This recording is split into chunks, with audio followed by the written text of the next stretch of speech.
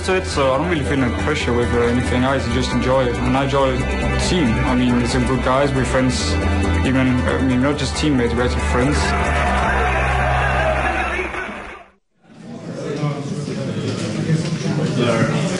Welcome back, ladies and gentlemen. We are here with the very last match of the day, and what a game it's going to be. So let's toss it over to Jason and Quickshot.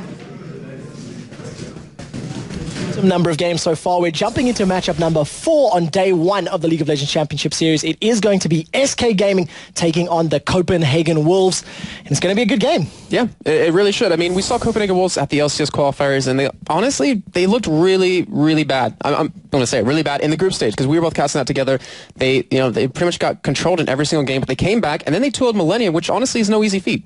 Yeah, it was really interesting. During the group stages, they didn't seem to perform very well. They were struggling to find their feet. They managed to scrape through in that second place position. Came up matched up against Millennium, and everybody had Millennium pegged to win that game. Absolutely everybody. The game started. Angus got Jax. Tabs got Fizz. They got the champions that they are well known for. And CopenhagenWolves just said, nope, thank you very much. We know how to play against them, shut them down, and closed out the series 2-0. Keep in mind as well, they're playing with 2 substitutes. Yeah. Bjergsen was not there. I'm sure many people remember the Bjergsen comment at the end of the show. Nice. It has gone down in history as one of the legends. And of course, their support player, XL winner, unable to play, and Deficio stepped into play to take that position. And he's the manager, or at least he was the manager. I'm not sure if he is anymore. I mean, he stepped in, and he came out pretty big. I mean, his Nunu was pretty unstoppable. Did a really good job on him. Not sure if he's going to get it this time, because we're talking about picks and bans. Kind of want to take away certain champions from certain players, obviously, and that might be one of them, especially since he's really strong in this patch. Yeah, we've seen Nunu banned out a couple of times as well. I was just about to mention it is 174. It's 1 before live, so he's still very, very strong, and will be next weekend as well. So we'll see how it gets banned out. Now, SK Gaming, they're coming into this. They've lost their first matchup against Fnatic. They were in the lead. They were in the driving seat, and they just couldn't convert it. That slightly unorthodox Caitlyn mid from Peke really, helped them secure the victory once he got farmed into it. Can SK pull this one back? Well, I don't think they have that same mental block that they had against Fnatic, because it was really one of those games like, we want to redeem ourselves since of that amazing play we saw of Expected. They want to show everyone that they're a really good team, and honestly, they played exceptionally well. It was just that last part, that one team that really turned it around. Perfect. So we are getting ready for this matchup. The majority of the players are starting to join into this lobby. SK Gaming look like they're going to have first pick, first ban in this particular matchup. CopenhagenWolves will be on that, I'm going to go out and let me say the less powerful red side. It's always a controversial topic. People on both sides of the fence. We haven't seen much Kha'Zix this tournament again. He's been banned, I think, once. I don't think we've seen him at all. So, we'll see how it plays out. While we wait for those players to get up, I believe Shox is on stage, and she'll run you through the player rosters. Yes, I am here on stage, and let's check out the CopenhagenWolves, starting off with the 80 carry, the Tess.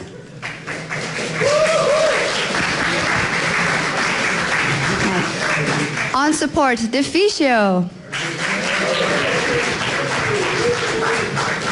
Mid laner, Coutard. Jungler, Svenskeren. And top lane, Godbro.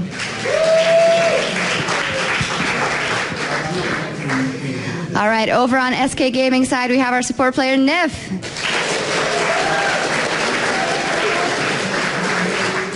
AD carry, Candy Panda.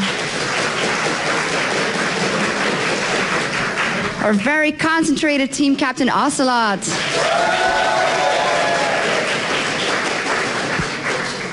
Jungler, Hercubot.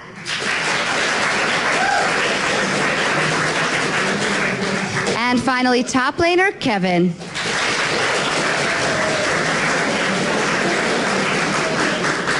All right, we've seen their faces. They're ready to go. Let's go over to Quickside and Jason and get into the game. Thank you for that, Shox. We are back at the caster desk. It's the last game of the day. Players' faces, a little bit all over the place. Godbro looked a little bit nervous, a little bit anxious there, and, Ocelot, the picture of concentration. Well, yeah, I mean, it's SK Gaming. You know them for such a long time. We saw them Season 2 regional qualifiers. They completely stomped CLG at the time, now EG.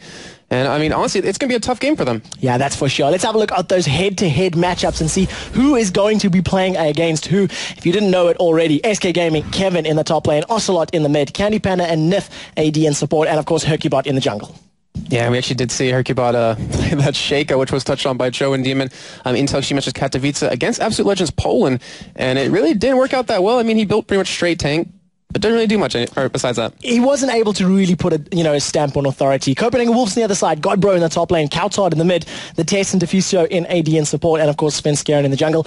Again, we mentioned it right a few moments ago, but of course Bjergsen, not old enough to play for these first couple of weeks. I believe it's the 17th or the 19th of February. He's going to be eligible to take part in the team, and Coutard's going to move to that substitute position. There must be a lot of pressure on Coutard in this particular game to start showing, look, this is what I can do. This is my moment to shine, because it's a difficult decision. If you win with Coutard, do you really want to swap him out for Bjergsen if they beat SK? Well, the thing is, he actually wants to go to substitute, so why not give that away to Bjergsen? But the thing is, you say it's pressure, but at LCS he proved himself because he helped carry them through. His Zyra was so amazing. I'm really curious to see if we're going to see a ban out on that specifically, but he did a great job, and he'll probably do it again. Yeah, that is so true. The teams and players did quickly jump into the picks and bans. I believe it was a misclick, so you see that just for a brief sec, and they're dropping back into lobby to get this up and running and get it going as quickly as possible. SK versus CopenhagenWolves. SK have a loss already. There's a lot of pressure on them to perform. Everybody's, almost expecting them to pick up a victory. They've been scrimming and practicing extremely hard leading up to this event. I mean, we've seen it at IM Katowice, where they just got beaten by that picker backdoor. They were winning again against Fnatic and were unable to, convert it to a victory. Can they find the strength to get off the back of those losses and pick up a win here today against the Wolves? Well, the thing I always say is preparation is key when it comes to this. I mean, they can boot camp all they want, they can practice all they want. They're certain champions, but if they don't research the other team, if they don't prepare for that team specifically, then you're really, going to cause yourself to have such a hard time against them. The thing is, we have DreamHack Winter 2012, which you were there. You saw them playing against CLG at the time, now EG, and they gave them a really tough time. They were the first team that actually made CLG EU work at that event. They were playing through the group stages. They got into, they pretty much in just easy mode, flying through the matchups. When they finally got to the game against the CopenhagenWolves, there was the early stage of the game, almost a few moments of maybe underestimating their opponents. The Wolves pulled a few things that maybe CLG weren't expecting or anticipating, and Wolves kept that up. They kept the pressure on, and CLG really had to dig deep and come from behind, much the same way Fnatic has been doing against SK. So, if they can draw from that experience, if they can draw from the team that played Millennium at the LCS qualifiers and not the team that played in the group stages, I think they're going to be in for a very, very good performance. The Wolves are sort of almost like the Mon of EU at the moment. There's a lot of goodwill, and there's a lot of, huggy bunny, lovable feeling and vibe around the team. They're a bunch of super, super nice guys that work really, really hard to get where they are. And now's their moment to shine. Now's they need to step up and put the pressure on. And as you saw in the video we showed, I mean, they're a bunch of friends. So, they obviously want to, come together as a team and really show that they can compete with the best in the world. And you know what? They've already proven it so far, getting into Season 3. Let's see if they can do it against SK. Yeah, we'll see what they can and cannot do. SK Gaming immediately removes Zyra from the champion pool. It has been banned out, immediately followed by Xin Zhao and a quick Kale ban. Nothing too surprising thus far in terms of the picks and bans. We still see that Elise, Kha'Zix are still in the pool, as is Olaf, and I wonder if they're going to let Olaf slip through the cracks. Well, the thing is, these two bans already off the bat from SK are targeted at Coutard. He played these two champions extremely well during the qualifiers, and they want to get that out of the way, really, kind of go with what kind of style they want to run. I mean, they don't really know fully what each member plays, but by taking that out, taking Coutard pretty much out of the game, you really limit what they can do. Like you're saying, Elise was left open, now banned out. Such a strong champion. We saw last game in the jungle.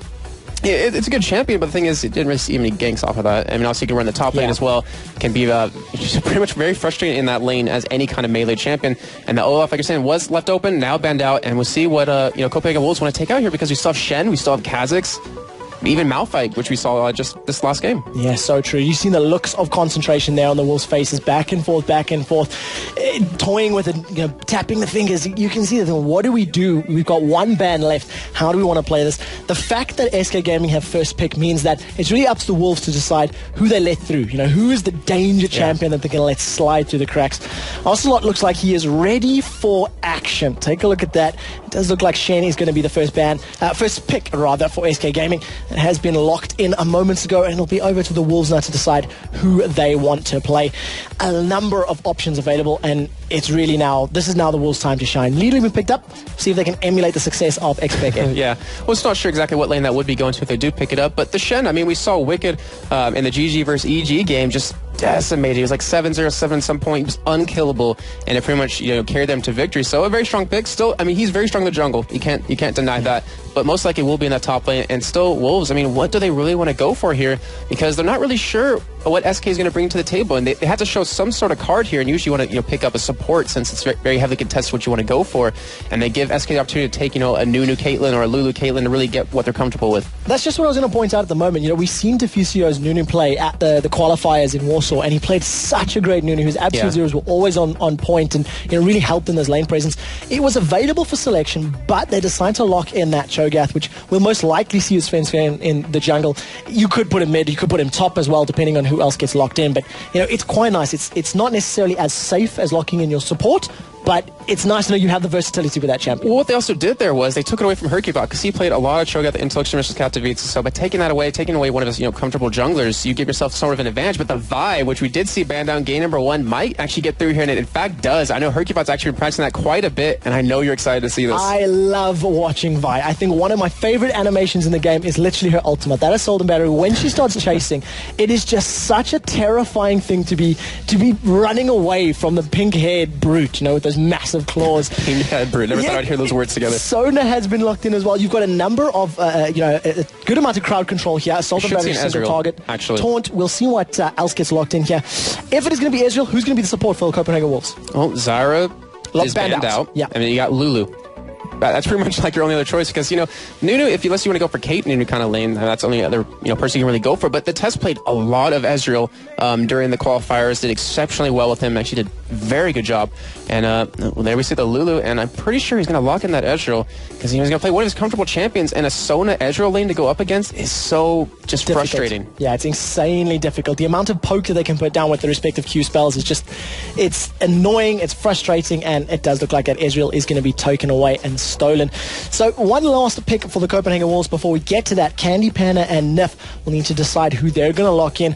Candy Panna and Nif all smiles. Candy looks like he's going to go for that Twitch again, which I believe he used against Fnatic in the first matchup. Did really well with it too. Maybe going to switch out to Varish. We'll see. He's toying with his champion pool.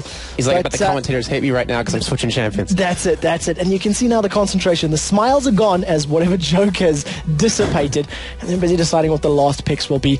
Misfortune will be the first time I believe we've seen her today, and you can just see Candy Pan is all over the place. He doesn't know what he wants right now.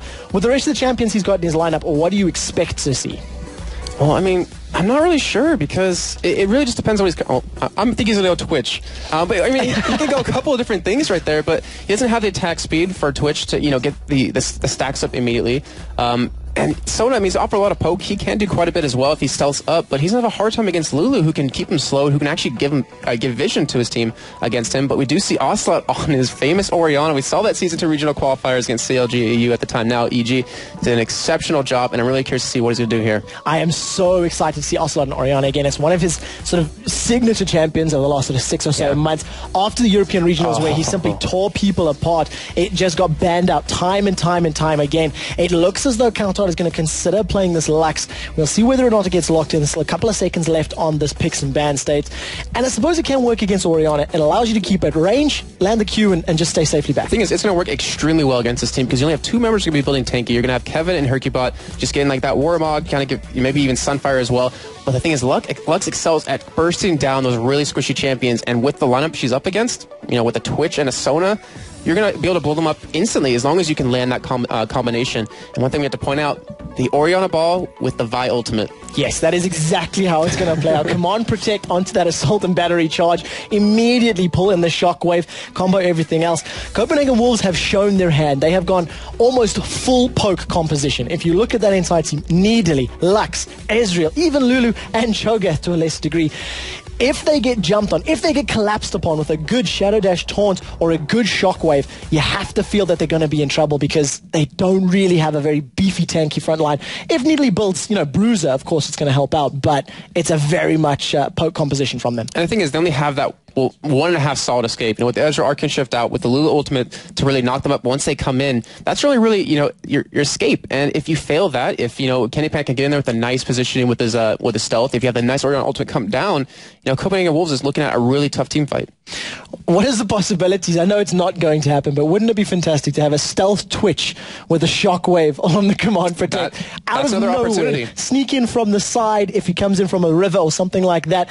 It's not really likely because he doesn't going to be that dangerous, but, it's another possibility that could be set up. It works, but the problem is now your Twitch is out of position. Yeah, exactly. So he's going to get destroyed instantly. So true. So the game is loading up. It is the last game of the day here on day one.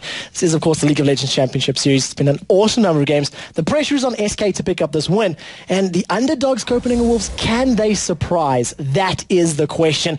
These are, of course, the last two teams as we just jump into the matchup. And you can see Svensker in there on the Jurassic Cho'Gath, one of my favorite skins in the entire game.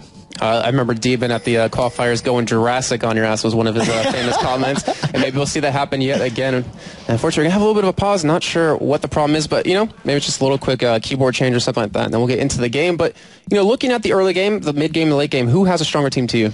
You know what? It's going to be down to this poke composition. If the CopenhagenWolves can land some poke, can land some damage, either a light binding or a rupture, for example, it's going to allow them to pick some fights and pick some battles. If, however, they do not have that poke advantage or land their skill shots, I think the initiation power of the Shen, you're going to have Vi diving in with Assault and Battery, with Command Protect and Shockwave primed, as well as Stand United.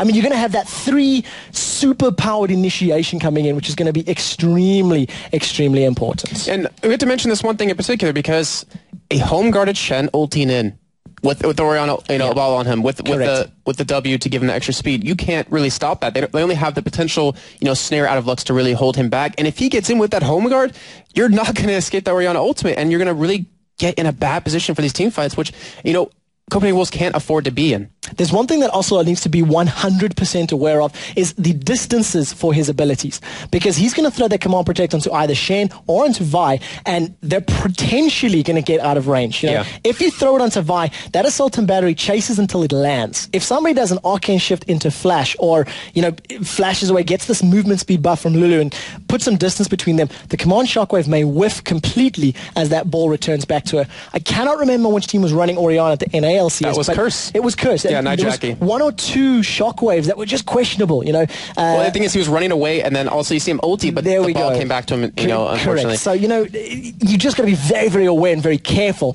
and Ocelot cannot afford to waste those cooldowns. And the thing is, that's what the team is revolved around. If his ultimate is down, they pretty much lose a lot of team power in these fights. If his ultimate's up and he lands a perfect one, he's running that ghost just to make sure to keep up if he needs to, then they should be able to win these fights, but it's all up to, CopenhagenWolves to maybe disengage if they can after that ultimate comes down, and then re-engage after that to kind of open up a team fight.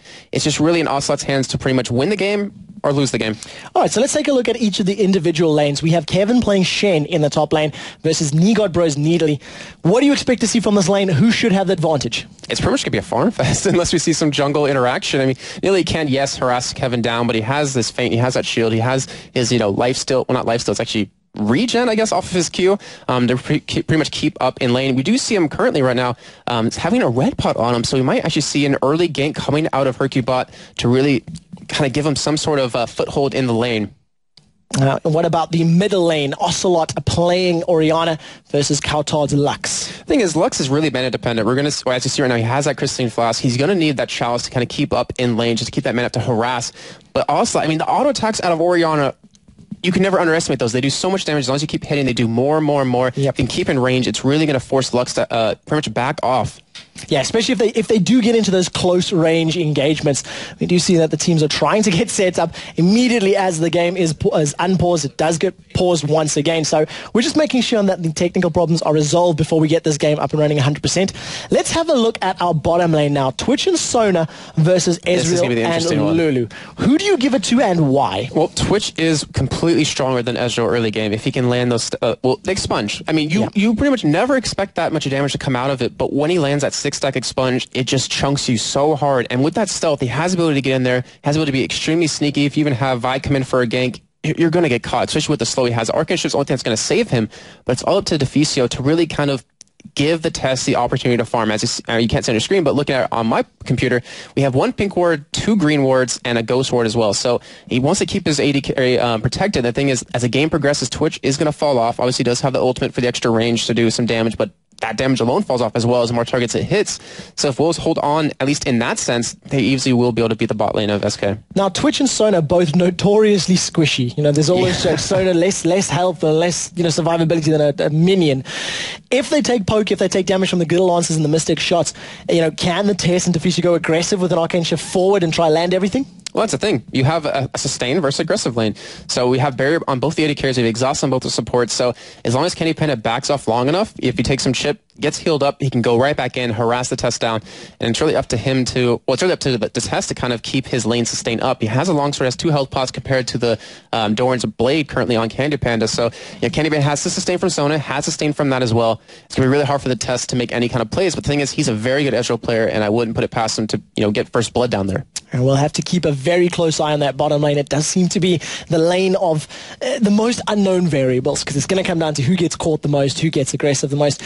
You've touched on the summoner spells a little bit. Interestingly, Ocelot has run Ghost and Flash on his Orianna. It's the first time we've seen mid laners running, the AP mid laner running a Ghost Flash in quite a while. You can see that from time to time in the likes of your AD carries, maybe even some solo tops, but it's been ages since I've seen that in Orianna. Well, the thing is, he knows how important his position is. You see him on your screen right now. I mean, he's just focusing because he is the playmaker on this team. He has, or he doesn't have to have the Ghost, but the Ghost is just to keep him in range, to create an opportunity for his team, because if that ultimate lands, like we've been saying this whole time, then they're going to just decimate CopenhagenWolves. So it's honestly not a bad pickup. He's not expecting to go for any kills without that Ignite in lane, but, I've always looked at it as I'd rather have a stronger late game team composition than get kills early on in the lane, because that's where it's all about, is how well you can fight together as a team. Yeah, because that is what determines who wins these games. It doesn't matter how many kills you have, it's who gets the Nexus down the first time. So we're still waiting for this technical issue to be resolved. You can see the CopenhagenWolves getting a little nervous on your screen, and we're sitting there shaking a little bit.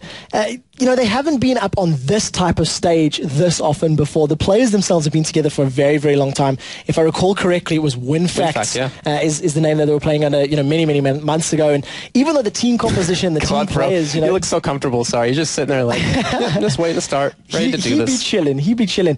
SK are going to be able to draw from all of this competitive experience. They've been on stages, they've dealt with pauses, they've dealt with all of this, delay, stop, start before, and we'll see whether or not it's going to affect any of the rhythm or the pace that Wolves would have needed to get for this matchup. At the moment, though, Wolves, a very defensive start. Once again, we see an early ward in the river there for SK Gaming. The neon skin for Vi hanging around in her bright yellow jumpsuit. And no low-level aggression really from any team in today's games. Yeah, I mean, it's the first game not first game for SK, but first game for CopenhagenWolves. Why not play just a little bit careful, because they have 10 more weeks of this anyways to actually play out. And a little bit interesting, Hercubot going to be starting towards his red buff, it looks like, so he's going to go for a level 3 gank at that top lane. As long as he can sustain long enough in the jungle with that Hunter's Machete, with those 5 health pots, he's going to be able to do that. And that will, pretty much lock down a really easy kill on the top lane, like we're saying. We see Kevin, he has that red pot. They're going to go for an early kill on Neo Godbro, and he has to expect this. Well, we'll have to see how Neo Godbro decides to play this lane out, and I'm really interested to see how he itemizes, what he decides to build. With this sort of poke composition, it could be pretty funny. Ward, Fairy Charm, and 6 pots for that top lane. Both of our top laners, interesting opening items. Yeah, it looks like he's actually going to be going for a Child's first, as he does have that 8% armor pen, so he's going to be going for AD just to kind of sustain against Shen's harass, since it will be magic damage, and not to mention he will heal up a lot more.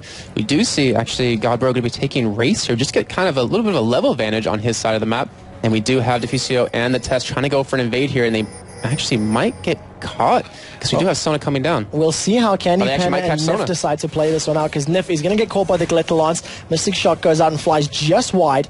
Then a little bit of poke onto her and onto Candy Panda. And look at the damage there from Expunge. Just 2 procs of that poison plus 1 Expunge loses 50% of the Tess's HP. And that's a non-sustained lane. He only has 2 health pots. He's not going to be able to survive much more damage from that. Svenskeren going very, very low, looking for that Smiteless Blue. Does manage to pick it up and starts to back away. It's a little bit of a risky start there for Svenskeren's show. Yeah, I mean, it just really shows the power of Twitch right now, just with the damage he did, because as you see right now, he's pretty strong on health, as he doesn't have a heal just yet out of Nif, but still, in the test down to half-life, if he just gets a couple of auto attacks, if he gets an early level 2, which he's very close right now, if he does get that before the test, you're going to see him engage her on top of him. And we'll see, there goes the stacks of poison. Expunge goes out, Tess only on 250 HP, still has decided not to use those potions yet. He wants to stay in lane for as long as is possible. He needs to be very, very careful, because he's playing with fire right now. One good slow or good amount of poke from a power cord and that Expunge could cost him first blood. And we do have Hercubot trying to go for an invade here, and if he actually catches Svenskeren, I'm not sure he can do much. He's actually going to flank Lux here. And we'll see he's going to come in with that Volt Breaker, lands and red buff slows, denting blows, plus the excessive force. Kautog survives for half a second longer than anybody expected thanks to that prismatic barrier. But what a great amount of burst damage from that opening combo. You know, it's kind of funny because Bjergsen, I was watching him stream, and he had a Vi gank him, didn't actually do that. A lot of damage going in the bottom. You're going to get a lot of stacks here. And Tess is under a lot of damage. Expunge goes down. The ticks carry on going. Is the poison going to be enough to pick up the kill? No, because the barrier saves him. I think the potion plus barrier was, just enough. But right now, Candy Panda is in complete control of this bottom lane. And going back to what I was saying, Bjergsen, I was watching him stream, and he saw a Vi actually ganking him. He didn't expect the damage. I don't think anyone really expects the damage that Vi can put out, because you don't really see her much in competitive play. You do, obviously see her in She's solo brand new. Yeah, exactly. And she does so much damage that it completely caught Couchard off guard. And now he's down one death. We do actually have, wow, Godbro flashed for no reason in that top lane. Now that's going to be down for a while. And I believe Kevin did see that. So Flash is a burn. That was a misclick from Nigobo. You can see the cooldown on the top right-hand side of your screen has ticked over. Twitch is slowly starting to, pull ahead in the CS numbers. If he can continue this pressure and keep Ezreal, on the back foot, keep Ezreal under a lot of pressure with landing those stacks of the poison, getting the expunge down, it's just going to allow him to pull ahead in the CS, pull ahead in his items, and you do not want a Twitch to be ahead of you in terms of this game, because if anybody's going to be able to just tear your team apart, a Twitch with Spray and Pray can do it. Ocelot does manage to sidestep the Rupture and get away from a Svenskeren gank in the mid lane, but Hercubot now wants to come and play. Svenskeren actually taking a lot of damage here, but he should be safe. And I mean, Svenskeren, he hasn't been able, obviously the game's really early on, but he wasn't able to kind of counter gank Hercubot. I don't think you expect him to gank so early on. Not to mention, with that red pot on Kevin, he's probably expecting it to be in the top side of the map. But Hercubot, playing very well so far. He's playing very fluid. He turned that gank into a very good item, that Spirit Stone. He's going to go back into the jungle. He's going to be level 6 relatively soon, at least way ahead of Svenskeren. That's going to cause a lot of problems because Lux's Flash is still down for quite a while.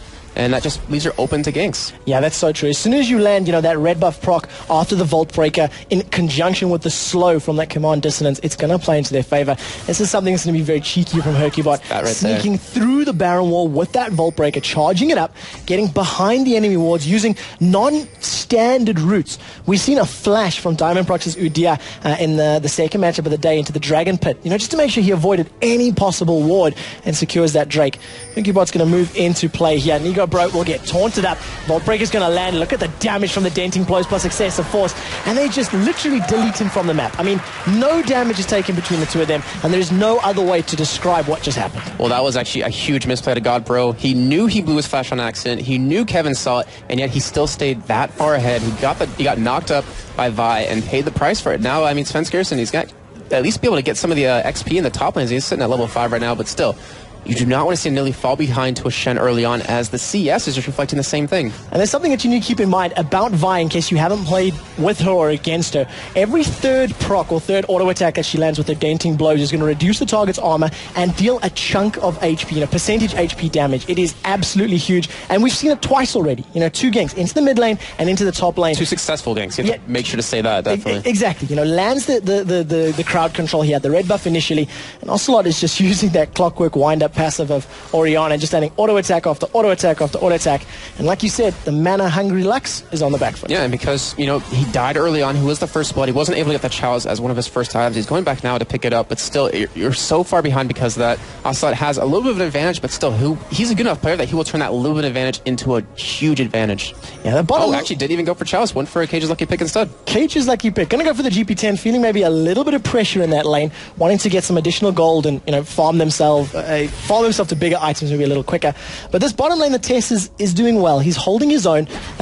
Was forced back very, very early on, picked up that Vamp Scepter for some sustain, and he's keeping up in CS. It's only 10, but it has been 10 for the duration of this bottom lane, so that's not the end of the world for him.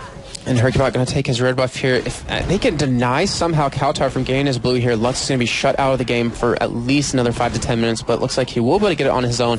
Still, Hercubot going to pick up that red. Now level 6, his ganks just became that much more deadly, and every lane has to be very careful here. They need to get some wards down to prevent this, because if SK gets any more kills here and gets any more of an advantage, CopenhagenWolves won't be able to come back from it. Yeah, boots of mobility on Hercubot's Vi. He's going to be motoring around the map.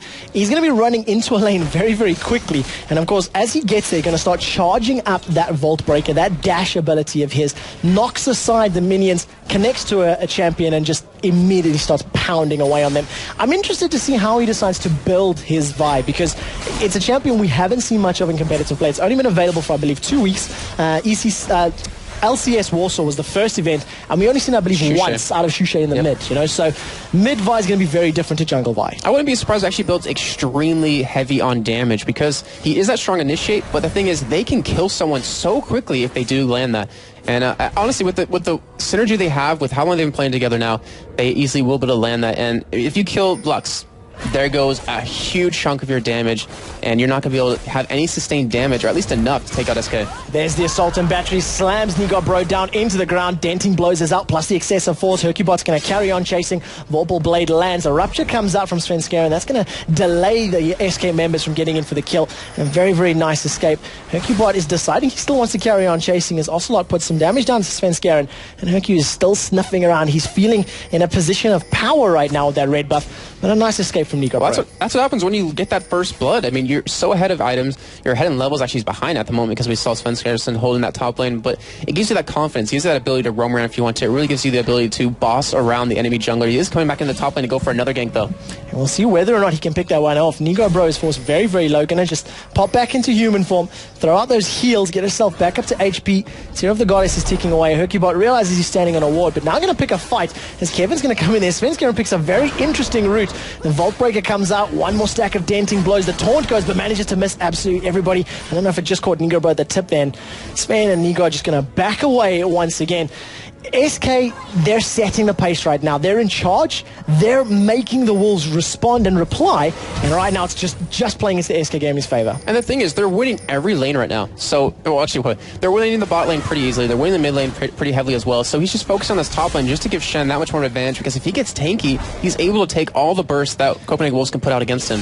And let's be honest as well, Kevin has been, I don't want to say losing the trades. Nigo Bro's been caught out. Now, as I say that, he's probably going to be able to put a lot of damage down. But up until that previous gank, Kevin was at less health than Nigo Bro. He was on, his tower. He was trying to farm on his side of the river. And, Godbro was just happy putting pressure and applying the pain, as it were, to Kevin. But it shows because he's losing out on CS. All that focus on poke means he loses out on the farm. Yeah, pretty much you can't afford to do that anymore once a Shen gets a giant spell as his first buy against you. It's just, there's nothing you can do. There's no way you're going to kill him unless he makes some giant misplay and we see the jungler come in for a gank. But Candy Panda, he's 1v2 down at the bottom lane right now. We do have Hercubot coming in for a gank. And they have the damage easily just to completely destroy Deficio if they do get on top of him. Especially if you combine all of the CC. The Assault and Battery, which is going to be guaranteed. We'll see if they can land the crescendo to follow it up. And all the while, somebody is completely locked up and stunned and, held in place by that massive claw of Hercubot.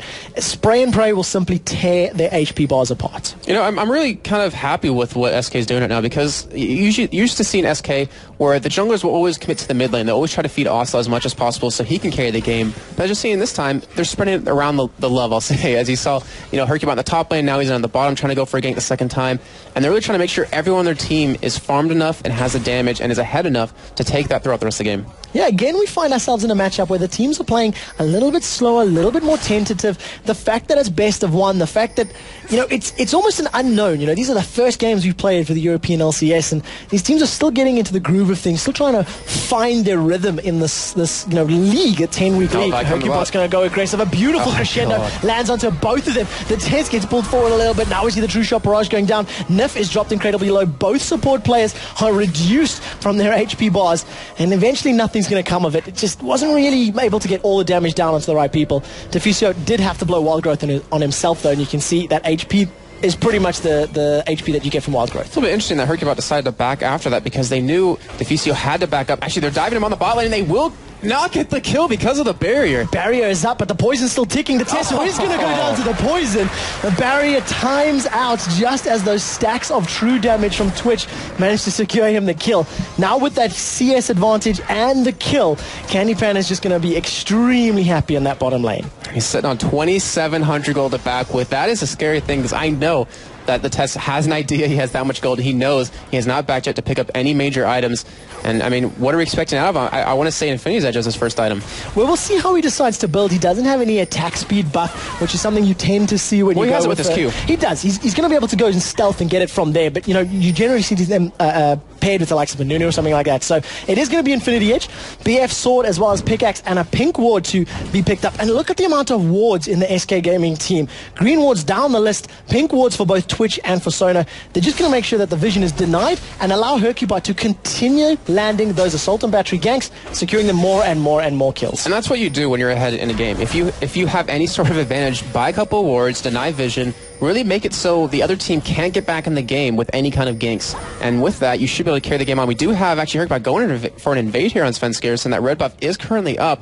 And I'm pretty sure that Hercubot can't take him on 1v1. Take a look at the ward coverage there for SK on the bottom of your map. I mean, you can see the vision wards in the river. One of them is just timed out. 2 sight wards up in the red buff area for CopenhagenWolves. Down near the Dragon Pit, there's wards again. It's just vision everywhere. And the more information you have in League of Legends, the more accurate and informed decisions that you can make. And SK Gaming are just putting on a bit of a clinic.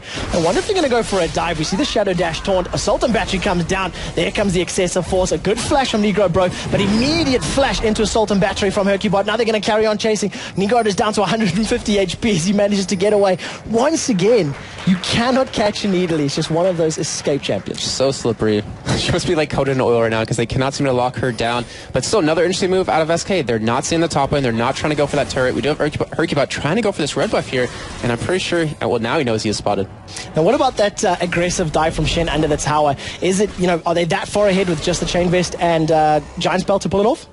Well, yeah, easily. But the thing is, they don't want to take the turret because they don't want to allow Nidalee to start split pushing and start getting back in farm and start catching up and getting a couple of key items that he needs.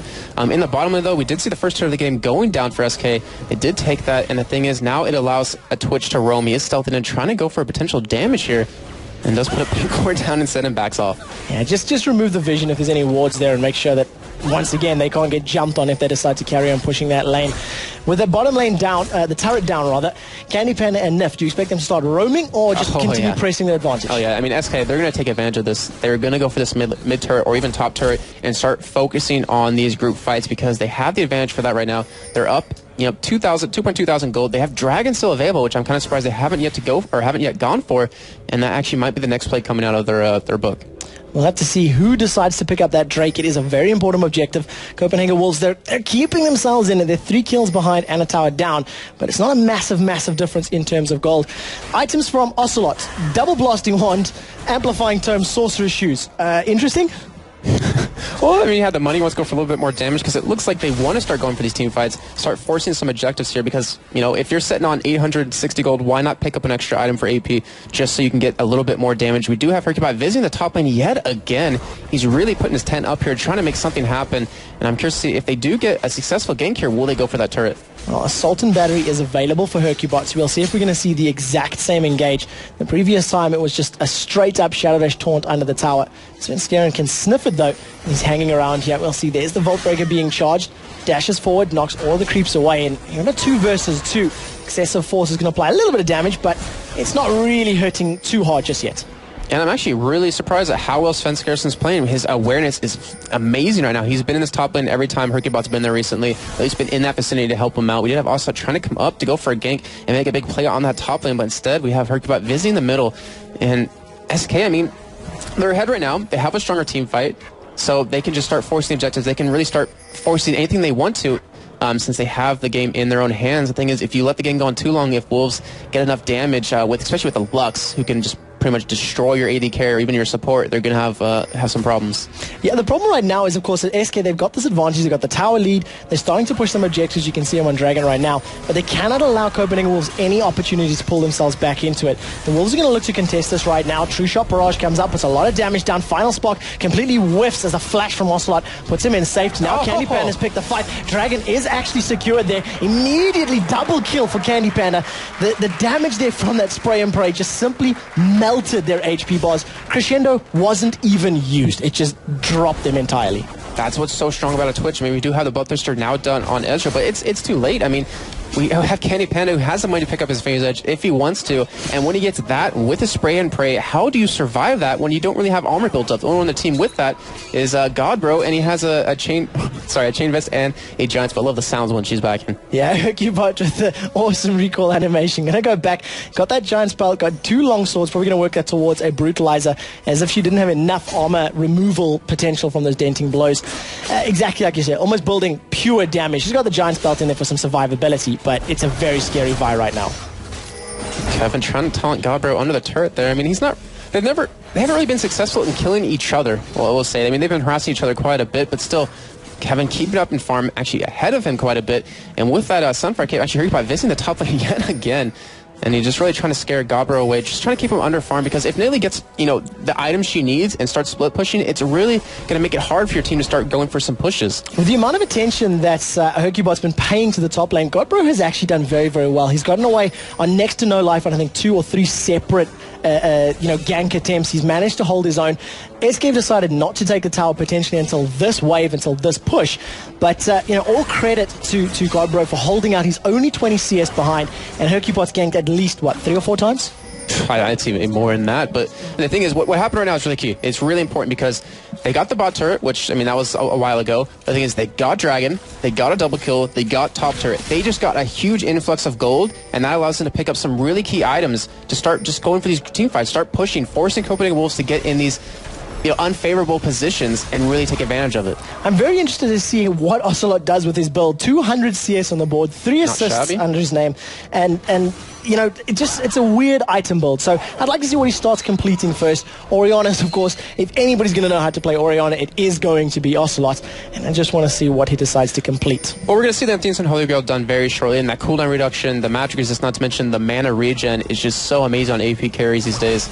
And that, I mean, honestly, wouldn't surprise me if he picks it up very shortly, as he has quite a bit of gold on, 2,300 gold. So, I mean, it's just like they're completing so many key items. We have the Brutalizer now done, the Sunfire Cape was done a while ago. We have the Merc Treads, the Giant Spell done for Shen, and we always talk about, whoever has the most giant belts is going to win the game. Infinity's Edge is now done on Twitch. And we even have a Ruby Sightstone and a Pink Ward picked up on Nif. So SK just looking very solid, and they are controlling this game right now. Yeah, they're completely setting the pace. It's just a matter of time before SK decide to group up and start pushing. Wow, it goes for a Death Cap more instead. towers. Rabadon's Death Cap picked up, so going for that damage, going for the burst power. And you know what? When you're ahead, stay ahead. If you have the money to pick up the DPS and you haven't been under pressure, you haven't been at a time when you need to worry about your mana as much, why not go for the damage? Not to mention, I mean, Lux is the only AP damage on every team. Oh, we do have Test getting very low. Expander was already used. But yeah, once you pretty much take Lux out of the equation, just look at the wave clear. They're huge crits. Every single minion just gets munched by that spray and pray. The Tess forced to flash and Arcane Shift to safety in a straight-up duel. But he's going Bloodthirster Berserkers against Infinity Edge, Vamp Scepter, Berserkers, Dorans, etc. Yeah, he's going to be very behind for quite a while until he picks up at least that last Whisper. And still, Candy Panda will be out-damaging him with the Expunge, with just the pure damage you can do with Infinity's Edge in your pocket. It's going to create a really tough time for the Tess to really kind of catch up here. I mean, he has poke to his advantage, which Candy Panda can't really do. But with the hard engage SK has, it's not going to matter. Great zoning there from Ocelot's ball as well. Throws out that Command Protect. The Shockwave goes down. Beautiful crescendo is going to lock up Deficio. Now they're going to turn their attention onto Kautside. He's the first target. Deficio will be the first to drop. A very, very nice final spark lands onto Nif. They blow a lot of ultimates for that, but they pick up mid-tower. They pick up a kill, and they're going to be backing away with that quite happy. And the thing was, they didn't even use their ultimates together, so it didn't really matter. I mean, you saw Deficio, he almost died instantly from that. They even used a crescendo just to lock him down, but if they use a synergy that their composition has, the fights won't even we'll just say CopenhagenWolves won't even have a chance. It'll be so one-sided that there's nothing they can do about it. And this is the problem that we're talking about in Champion Select. It's a poke comp. They can't really do these straight-up fights. The amount of damage and CC and burst that everybody has, it's just going to melt through absolutely everybody. Final spark caught onto Nif, and it dealt a lot of damage, but it wasn't insane. I'm looking at it again, and I really don't want to say it is a poke comp, because Nidalee's not going AP. That's a big factor in a poke composition. The comp that I think they're going for, it's more about bursting someone down quickly. If you get Lux to kind of, land her full combo, you have the non-meta Cho'Gath and then the Ezreal ulti and damage. That's what they're going for, just to eliminate someone as quick as possible. And then from that, even though they're going to be lacking in sustained damage, they'll be 5-on-4 at that point. Yeah, so true. So 6-0 up. That gold graph has extended to 6,000 gold, one for each kill that SK Gaming have managed to secure in the last 22 minutes. With all 3 outer towers down and Dragon respawning very, very shortly, that's probably going to be the next point of combat. The next point of, I said this a while ago, contestation? What's the word I'm looking for? Contesting? There we go. They're going to contest that next. An engagement has gone up in the middle lane. We see a true shot barrage going final spot down. Yep. The Nom goes onto Twitch. That's a great, great fight for CopenhagenWolves. They made that out of absolutely nowhere, catching out Candy Panda. That's the thing, little overextended. I mean, making something out of nothing. If they land one Rupture, one Lightbind, and the person will die, and that's exactly what I was trying to say about their composition. They want to kill someone as quick as possible, and Candy Panda pretty much was the recipient of that. Oh, Kautar getting very low, and absolutely blown up. You see in the middle lane there, Ocelot manages to secure a kill onto Kautar's Lux. They're going to carry on putting pressure onto this tower. If they trade the kill for the tower, it's not going to be the end of the world. They don't want to give it up, though. Attack goes forward, and they're going to defend it very, very well. Ocelot and Neff holding them off, holding them back. And something that's very important about that single target burst composition is the fact that Ezreal and Lux have got such short cooldowns on their ultimates. Yeah, and the thing is, if it fails, it's going to fail terribly because Candy Panda will be able to escape. You'll be able to get his health back because he has that Fam Scepter, he has heals out of Neff. If you can't get that kill, if you cannot lock that down, you have no hopes in winning these team fights. Yeah, that's the scary thing now. In terms of the composition, if the Copenhagen Wolves pick up one kill, that's fantastic. That's great. They can remove a bunch of damage. But Orianna can kill everybody. Vi can probably kill a lot of people as well. The team's fairly squishy. Shen, he's built tanky at the moment, but if you leave him alive for long enough, he's going to start chunking you down as well. Who is the priority target here for the Wolves? I have to say it's Twitch at this point. I can't even say that because all 3 members have so much damage behind them. They have so much control behind them that you just have to kill one. You're really just going to take what you can get and from that try to build some sort of advantage. Whoever's out of position the most is effectively what it boils down to. So second Dragon of the game, once again going to SK Gaming. The pink ward goes down. They're going to start clearing out the vision here. It is going to go out. Light Binding plus Prismatic Barrier. Final Spark and True Shot Barrage. But Shogat, did he feast that away? No, he actually smited that and took it, which honestly, it's not ideal. You want to obviously over to Kautar, but you don't want to give it to the team. So in the end, it works out for them. And they have to be happy with that, considering they were invaded upon there. And a committed effort coming out of everybody from the Copenhagen Wolves. Final Spark being thrown out, True Shot Barrage being thrown out. They really didn't want that. I believe we do have a replay available of that kill that Ocelot picked up in the middle lane. Let's pick that one up. As we can see, Negrod taking the tower. So this is Ocelot is just going to immediately delete. It doesn't get easier than that. QWR, end of story. And that's what I was kind of saying. We need to see Kautar pick up a Chalice, pick up an Athena's and Holy Grail, because he has to survive that. If he does, then he has the opportunity to turn around and burst someone down. But as a start there, it just got completely destroyed, completely deleted, like you said. He is going for that death cap as a second item with I can't even say the name right. Morello Nomicon. It's going to reduce the healing on his opposing team, which I think is going to be particularly useful, especially against the Twitch, with the amount of heals he'll be getting and the lifesteal from his immense damage. If they can mitigate some of that HP regen and focus some damage down, it's definitely going to help in terms of picking up that kill. Very true indeed. But the thing is, they're going with their whole composition with Copenhagen Wolves. The Nidalee seems so out of place. I mean, they could have gone with someone else that had some damage. Olaf was banned out, but just someone to really contribute something to the fight. And Nidalee doesn't really have that. Yeah, you can split push with her, but that's about it in these fights. I mean, building a little bit tanky, does have that Iceborne Gauntlet, does have a Giant Spell, but that's about it. And they don't even care about him because, you go ahead and do damage, but we're going to kill your AP carry, your AD carry, and then that way we're going to win the fights. Yeah, she's not going to be able to offer a whole lot in terms of those engagements. The build as well, it's something, if I remember correctly, it was Soaz when he was playing at the LCS qualifiers tried a similar build. It didn't work out quite as effectively. This tanky bruiser, keeping up in CS with Shen, but in terms of the split pushing power, Shen's always going to offer more because of Stand United. And not to mention team fights, he offers completely more. As you see right now, I mean, we saw this pretty much earlier with Gambit Gaming versus Evil Geniuses. He has a War Mons, he has a Sunfire Cape, he has 2 Giant Spells for his team. That is so extremely scary that even though Ezreal has the Last Whisper, it's not going to matter. He has so much health that there's no way he can get through it. There's no way Lux can get through it. And Nidalee won't offer much damage on top of that. And of course, he is definitely going to be locked down. Assault and Battery is going to be securely honed in on either that Lux or that Ezreal when they get into every single team fight. So there's going to be, that whole pressure of being chased down by Vi.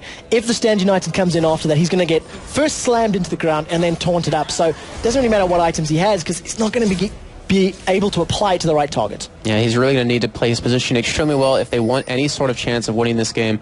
But just at this point, just the gold difference, with how strong SK is right now, I just really don't see them as coming back unless they can make a really big play here. They really need to start controlling their own jungle. They really need to somehow catch SK off guard. You saw when Candy Panda got caught, you just got destroyed. They need to keep pulling that off. They need to keep getting a couple kills and claw their way back in this game. Now, SK Gaming, 28 minutes on the clock. Dragon's going to respawn for the third time relatively soon, in the next couple of minutes.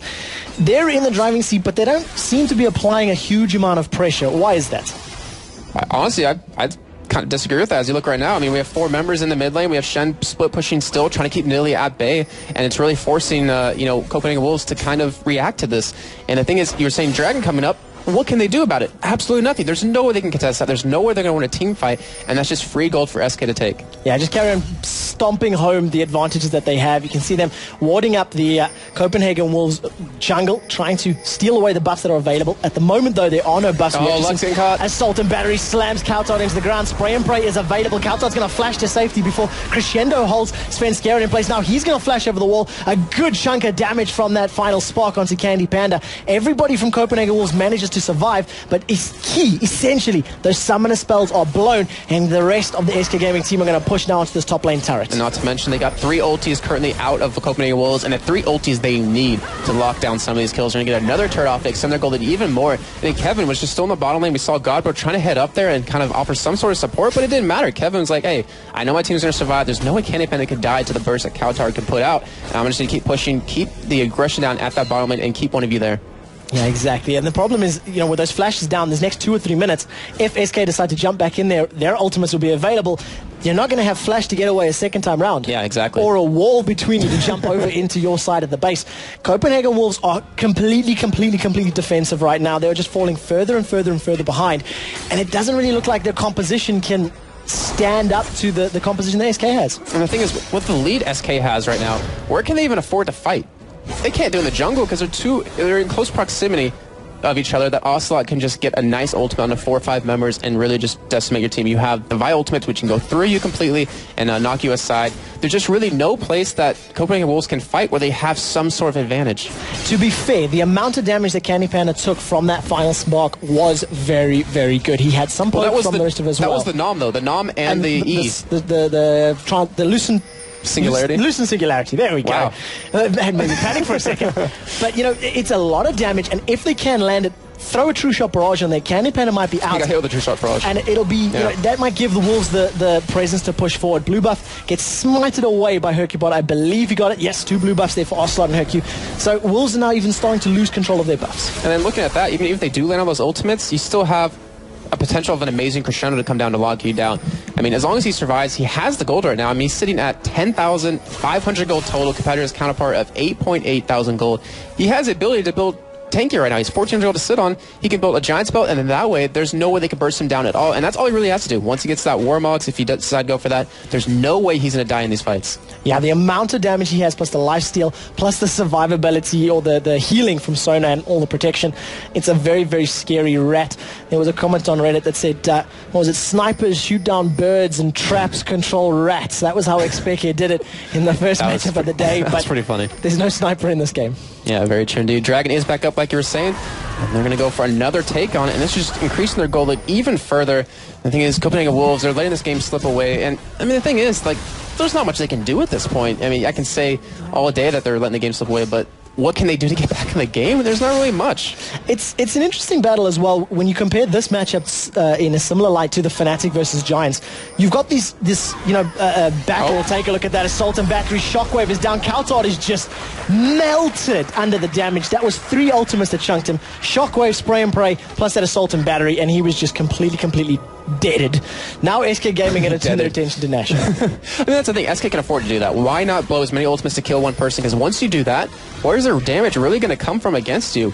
Really nowhere. But we do have them going for a Baron right now. They do have that Oracle on Nif, so they have that control of the Dragon. The thing is, we don't have Flash up available on Sven Skerrison. He has that Feast, but it won't really help. He's going to throw out the Feral Scream. Deficio is going to get forced to Wild Growth himself. Now we see a flash over the wall there for Ezreal into the red buff pit. He's going to be chased down by Kevin and Ocelot. A beautiful taunt through the wall catches him. Svenskeren is the last man trying to run away from this engagement. Now SK Gaming decided not to pick up Baron, but they're going to pick up 4 kills instead, or 3 rather, in that engagement. And great play by SK. And then go back, take Baron right now. I mean, that goal, 10,000 lead almost. After this is going to be way more than that. Kevin backing up yet again, completely keeping up and surpassing his counterpart, Godbro, in CS. He's doing such a great job of just keeping that lane under control. You know, SK with this Baron, I mean, they have the ability now to push these turrets so easily, especially with that Baron buff on top of that. They have to be feeling good. They have to be feeling really confident, and it's going to take a miracle for CopenhagenWolves to get back in this game. 12,000 gold, 11,000 gold difference. Final spark there from Lux just for vision. You know, and great presence and great knowledge there from SK Gaming to jump over the wall, pick up the kills, and then go back for Baron. Yep, very true. In terms of the itemization, Runic Bulwark has been completed there for Sona. We see Phantom Dancer, Infinity Edge for Canny Panda. He's finally recalling to spend all of that money. He's 3,100 gold. So we'll see what he's going to be picking up. Do we see anything exciting in terms of the items, Jason? I mean, they could be very ballsy. I mean, you do see the Banshee's Veil done on Candy Panda, which honestly is a perfect item for him. Doesn't necessarily build more health, but it's actually matters. Just gets the the free reduction in any kind of a cast that comes at him. But you know, you've seen people in the past, they're ahead so far, and they can build a little cocky and build some items that they normally wouldn't do. But SK, I don't really think is a team like that. They want to show that they're an amazing team. They're doing it right now, and they just want to lock down this game. And Morella Nomicon completed for Ocelot as well to complement his Void Staff, Athene's and Holy Grail, and that Rabadon's Death Cap. That, command shockwave dissonance combo is just going to be so huge. Some pretty good wave clear coming out of the CopenhagenWolves, so they're delaying the tower pushes, but let's stop the mid lane while Kevin and Herkybot go on the bottom lane and he fails the Vault Breaker through the wall. He's probably like, no one saw that. Yeah. We did manage to just catch it. 2 of those excessive force procs will take out that minion wave. And I think you were mentioning, in the mid lane, really good wave clear, but, that's only when Lux has an ultimate, and now it's down. Well, now it's back up, I'll say, because it's a really quick cooldown, as you see it right there yet again. But the thing is, what are they doing that Lux ultimate's down and SK has a wave of minions on your turret? Amount of damage that Canny Pan is putting there, that's without minions, with that additional armor that the turrets gain when there's no enemy minions around, and he's still bursting it down. He's going to start, saving up all the money that he's got from the gold. 5 of the 11 kills is his back pocket, and once that Bloodthirst is completed, he should be able to just take out everybody on the Wolves. Yeah, doesn't even need to go for a Last Whisper at this point, because no one on their team has armor, so I want to get a little bit of extra sustain, a little bit of extra AD. Now turret will be going on. We have Herkybot flashing in. We'll see the Assault of Battery follows him over the wall. That's one of the risks. A very nice crescendo comes out. Obviously, Shen using the Stand United to chase in. Now Candy Panda has taken out a red turret. That was the inner turret. Now they put the pressure onto the middle lane. Javelin Toss is coming out from Nigo Bro, but without much ability power, it doesn't deal too much damage. And Kevin he was pushing up that lane the entire time. He noticed Herkybot kind of went over that wall, unfortunately for him. Came in, Candy Panda stayed back, got that turret, and is just securing even more of a lead for SK as they do take away yet another blue up. Ezreal coming in, but it's going to be a little bit too late. And now SK, still with that Baron buff, with that regen, they can just keep pushing the test. That was just one combo out of Ocelot. Yeah, QW, and that is how much it dropped. It's going to Arcane Shift over the wall and get to safety. Another Javelin lands onto Ocelot, but again, it's just not hitting as hard as it needs to right now. And SK continue to pull ahead. We do have Godbro, actually, though, as Zera's Embrace has 176 AP to his name at the moment. And it's nice, but that's not the AP you need to really poke down a team, especially with how tanky SK is. Another wave clear coming out of Lux, but still, you're only going to have that so often, and SK is just really barreling down on this middle lane. Yeah, we'll see whether or not the Wolves decide to pick some sort of engagement. They have to do something. They have to make a play. They have to, stop using their ultimates as wards effectively to see if they can take their buffs. Because at the moment, it's just, it's just out of reach. It feels like there's nothing they can do.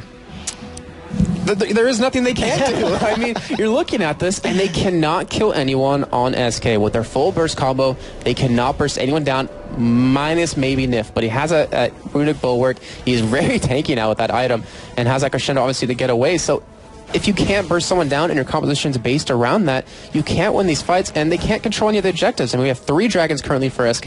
We have 1 Baron to their name now. They have 6 turrets to the 1 for CopenhagenWolves.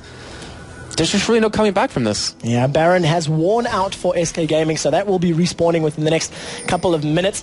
We'll most likely see them, trying to pick that up, and then maybe after Baron trying to shove these lanes down. But SK, they've showed an interest in those inhibitor turrets. They've been on the steps a number of times, but they haven't really committed. And it's very interesting that they're this far ahead, and that we've seen 1 or 2 tower dives up in the top lane between Hercubot and Kevin, but they haven't decided to go that deep against 5 members of the Wolves. And they obviously could do that, but they're at the point where even if Copenhagen Wolves gets a bit of farm, they could probably get another 5,000-6,000 gold for their team and still not be strong enough to kill anyone on SK. So they're just playing it very slow, very systematically. As you see another dragon going down for SK here, and this gold lead is just getting insane.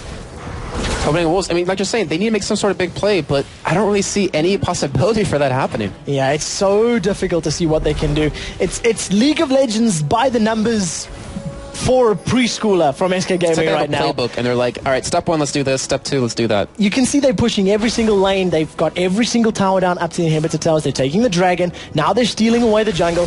They're literally starving the Copenhagen Wolves of every single resource that they have, with the exception of those minions pouring into their base. And it's just how much pressure can the Copenhagen Wolves dam hold before it cracks and, SK flow through. That's good. That's a good one. I liked it. And the thing is, I can't remember the last time Copenhagen Wolves got anything out of their jungle here, because SK has been in that in the entire time. They've just been denying, like you're saying, starving them as much as possible. Lux Ultimate used yet again to clear a wave, and you see a spear hitting Hercubot doing absolutely nothing. Yeah, nothing at all. That Warmog's armor is just helping so much, plus all the resist from the Runic Bulwark.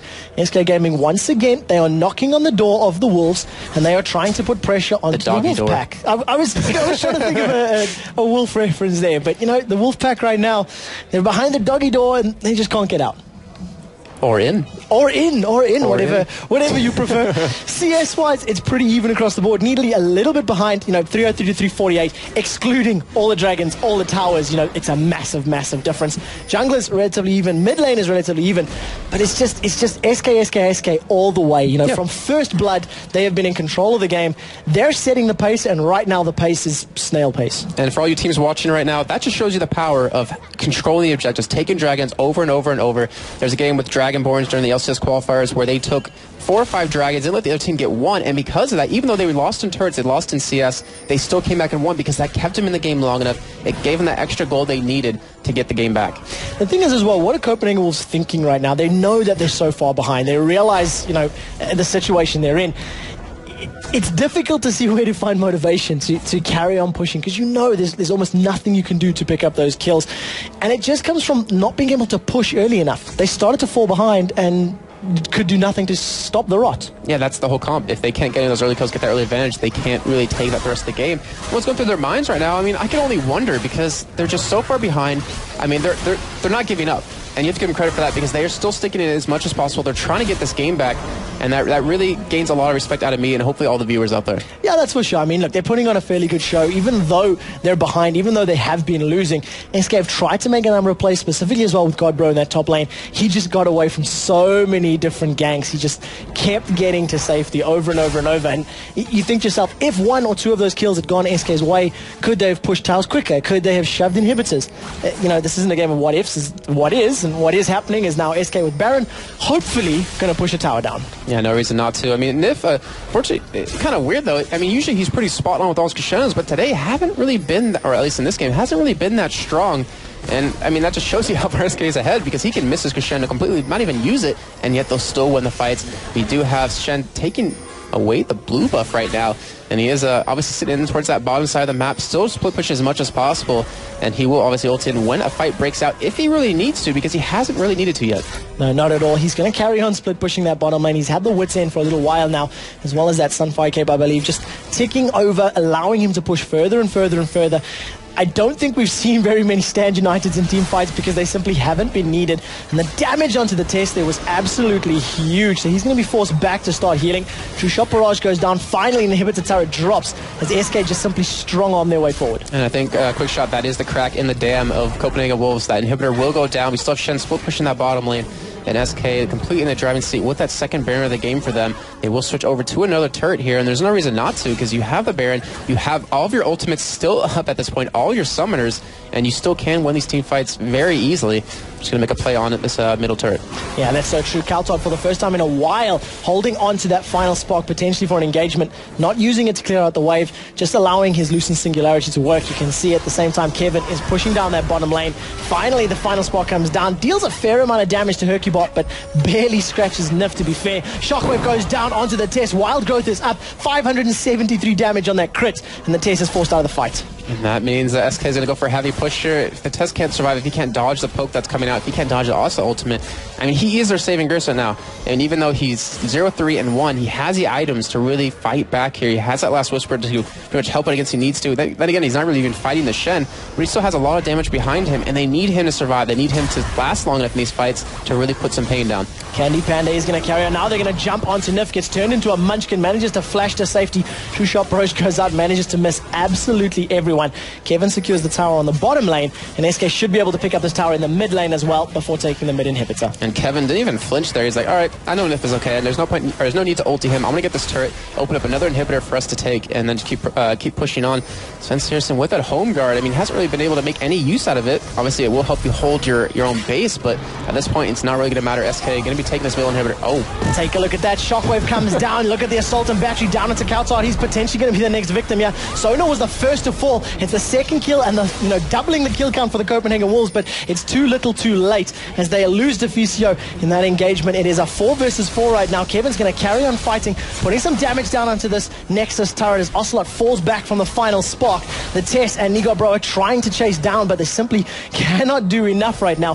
12-2 up. SK Gaming have got a 20,000 gold lead, and they are unable to close the game out right now. Man, after that last fight, the damage is completely down. We look at how much gold they're currently sitting on the back with. 2,000 on Shen. We see 2,600 on Vi. We see 3,000 on Orianna, and another 1,900 on onto Twitch. So they're going to pick up even more items, and then just completely win this game.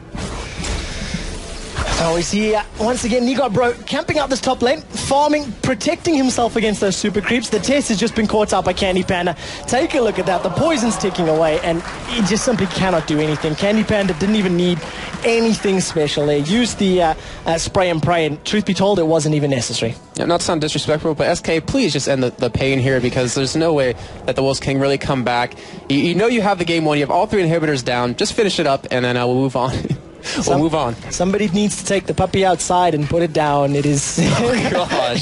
The game is over, I am afraid. 73,000 gold. The items are like completely full here. There is nothing else to look at. Deathcap, Rylai's, Unholy Grail. I mean, everybody's at full collection. Finally, SK Gaming, with all of the super creeps here, look to put pressure onto the double Nexus turrets. The amount of super creeps is too damn high as the first tower goes down. Now Nigo Bro jumps in. Svenskeren's going to be the first focus. A nice crescendo is going to lock up 2, allowing Kevin to pick up the first kill of the engagement. Now Kaltod is the target. The amount of damage from spray and pray is huge. A good taunt from Kevin managed to land there. SK Gaming are going to allow the super creep to close out the Nexus, and they pick up a victory going 1-1. Yeah, that'd be a great job by them to get back in after that pretty much devastating loss we saw against Fnatic. It was really unfortunate for them because they were winning pretty much 90% of the game, and it came back. But right here, they showed their true colors. They showed that they can control the game and take an advantage and push with it. So well played to SK Gaming. Deserved victory. They were in charge from the absolute get-go. I'm going to hand it over to Joe and D-Man to break down that match. Have a good one.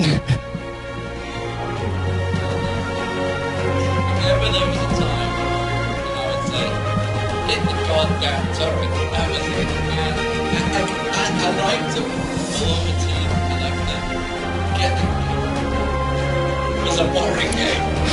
Not gonna lie, I don't know about Wolves. They made them look like toy poodles in that one. They absolutely destroyed them, and they took their time about it again. It was that whole systematic demolition, a slow systematic demolition in certainty, but SK really did show their class with that one, their control and everything. One thing that I'd say that if they can take a negative away from that game is closing it out, because other teams could have punished them for that. I felt like I was part of some cruel CLG joke there. I don't know what it was. Maybe they were grinding it out. They'd realised we were sat out the back watching, trying to analyse this one, and they said, we're just going to drag it out a little bit longer for you guys. We have this huge advantage, but we don't want to finish. Now that the real question about this one, Joe, is that actually legitimately a problem for SK Gaming? Because we've seen them with an advantage against Fnatic. 2 games now that they've lost. They had a huge advantage against Copenhagen, but it took them so long to finish it. Yeah, I don't know if it's going to be that way. I mean, as you said, they've had this situation before against Fnatic where they've lost it out. It could be. I think that's a time will tell kind of scenario, that if that happens more and more, that's certainly a point that they have to work on, SK, that we've seen today is closing out games is not their strong point right now. That's something that I'm sure over the course of the week, obviously or overnight, actually, they should probably do it a little bit faster than over the course of the night, over the course of the week. They have to work on it. There's no doubt about that. They absolutely do have to work on it. And, well, we have an interview with the winning team, SK Gaming. Let's see who Sox has got. Yes, I'm here with Ocelot, team captain for SK Gaming. Now, Ocelot, you were able to close the day out with a win. Were you getting a little afraid that you weren't able to finish matches anymore? Well, it's true that we felt really upset when we lost against Fnatic. Probably not the same way as we did in Katowice, but... okay, let's say really close, because really hard the game, and we threw it again. Like, I got cough, like, I blame it on myself. My teammates played really good, and it just happens, Every now and then you commit these mistakes. I got cough, we lost the game because of that. We got 27 more games in front. We won the next one, which is what matters, and we look at this not as a whole tournament, but as a season. And I think, even though we lost against Fnatic, that doesn't mean anything. That only just means that we just lost one more game, It could have been against any other team. It just happened against Fnatic. It's okay. We learned probably the most important thing we can ever learn, which is like we finally have to know how to finish games, because clearly, like early game, mid game, I think we are playing very good, okay? And we're just throwing it to the garbage with just getting caught at the end, just, I don't know, with a stupid play, All right. But yeah, that's it. All right, but you were able to close out the day with a win very quickly. Wicked said in his post-game interview that he fears SK the most of all the top 8 teams. Yeah, he did really. So who do you fear the most? Well, thank you very much, Wicked. And he's a good friend of mine, by the way. I think, well, I was about to say Gambit, but I don't know, EG played so well today. Fnatic played so well today. I think these 4 teams, EG, Fnatic, and Gambit, and us, I would say, are probably the favorites, let's say, and probably the ones that are supposed to win most of the matches, and they're probably the ones that are going to be top 4. So any of those teams are capable to beat each other. Okay, thank you very much. Now, today was definitely action-packed, so let's take a look at the rankings with Quickshot and Jason. All right, we had 4 great games today. Yeah, it was really, really well played. Let's have a look at the teams and where they stand after this first day of competition. Jason, what did you think of the matchups? I thought they were pretty good. I mean, we saw a couple of games where they were completely one-sided. As you see, SK versus Fnatic, that was an amazing game. Fnatic coming back from that last second. But Gambit versus Evil Geniuses, that was basically one side the entire time, as Evil Geniuses obviously did take that one. Fnatic versus Giants Gaming, I mean, Fnatic finally got the revenge back onto them. They have to be very happy after that. And SK versus CopenhagenWolves, I mean, we just saw that long, drawn-out, want to stab myself in the eyes game that was completely over. Well, you know what? Truth be told, SK Gaming, they realized that you heard Ocelot there on stage saying, look, we play well in the early game, we play well in the mid game, and it's so true. They've beaten Fnatic in the last 2 times they've met in the early and the mid game, but just simply lose it when it starts getting to this high pressure situation. So hopefully a little bit more coordination and teamwork between them will play into their favor. Jason, I think we have to pick an MVP for today, don't we? I don't even think it needs to be picked because it's quite obvious.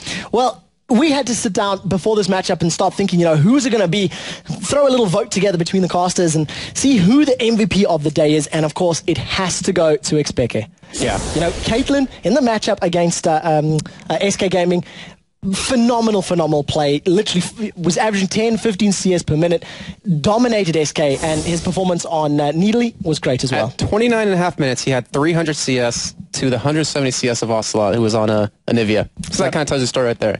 And then his Nidalee that he played, I mean, those spears, like it was like he had a lock on with each one of them as he just kept hitting them time after time, and that really punished Giants. It punished Kennen. Jim Bones. Yeah, Jim Bones to just back up because you get hit by one, and he's like, all right, have to go back and heal. Yep, so true. So that is it from us here at the Casters Desk. My name is Quickshot. I've been here with Jason all day long. It has been awesome. We are finished for day 1, and we're going to throw it over to Shocks to wrap up the show.